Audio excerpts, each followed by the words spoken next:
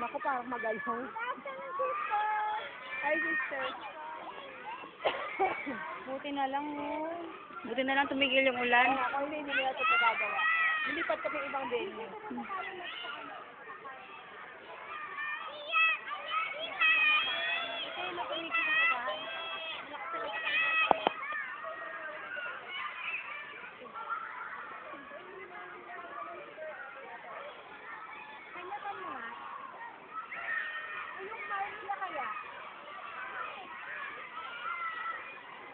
Tahimik lang siya, oh.